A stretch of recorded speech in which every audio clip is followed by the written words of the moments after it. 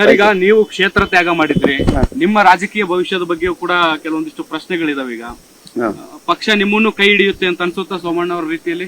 ಪಕ್ಷ ನನ್ನನ್ನು ಕೈ ಹಿಡಿದಿದ್ದಕ್ಕೆ ನಾನು MP ಆಗಿದ್ದು. ಹಂಗಿರ್ತಕ್ಕಂಥ ಸಂದರ್ಭದಲ್ಲಿ NDA ಮೈತ್ರಿಕೂಟದಲ್ಲಿ JDS ಬಿಟ್ಕೊಡ್ಬೇಕಂತ ಹೇಳಿ ಬಂದಾಗ ನನ್ನ ಸಹೋದರ ಮಲ್ಲೇಶ್ ಬಾಬು ಅಂತ ಹೇಳಿ ನಾವೆಲ್ಲ ಒಟ್ಟಿಗೆ ಸೇರ್ಕೊಂಡು ನಾವು ಕೆಲಸ ಮಾಡಿರೋದ್ರಿಂದನೇ ಇವತ್ತು ಅವ್ರಿಗೆ ಗೆದ್ದಿರೋದು. ಅವ್ರು ನಮ್ಮಲ್ಲಿ ಎಲ್ಲಿಗೆ ಗೆಲ್ಬೇಕಾಗಿತ್ತು ಅಂತ ಜಾಗದಲ್ಲಿ JDS ಕೆಲಸ ಮಾಡಿದೆ. JDS ಗೆದ್ದಿರ್ತಕ್ಕಂಥ ಜಾಗದಲ್ಲಿ BJPನೂ ಕೆಲಸ ಮಾಡಿದಿರಿ.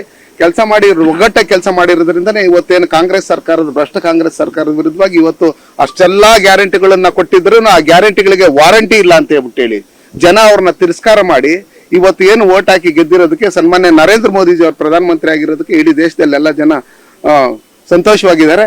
ಇವತ್ತು ಆ ಗ್ಯಾರಂಟಿಗಳನ್ನ ನಿಲ್ಸ್ಬೇಕು ಅಂತ ಹೇಳಿ ಅವರು ಸ್ವಪಕ್ಷದ ಮುಖಂಡರುಗಳೇ ಹೇಳ್ತಾ ಇರ್ತಕ್ಕಂಥ ನೋಡಿದಾಗ ಮುಂದಿನ ದಿನಗಳಲ್ಲಿ ಕಂಪ್ಲೀಟ್ ಆಗಿ ನೆಲ ಕಚ್ಚುತ್ತೆ ಕಾಂಗ್ರೆಸ್ ಅಂತ ಹೇಳ್ಬಿಟ್ಟು ಹೇಳಿ ಮುಂದಿನ ದಿನಗಳಲ್ಲಿ ನಾವು ಕಾದು ನೋಡ್ತೀವಿ.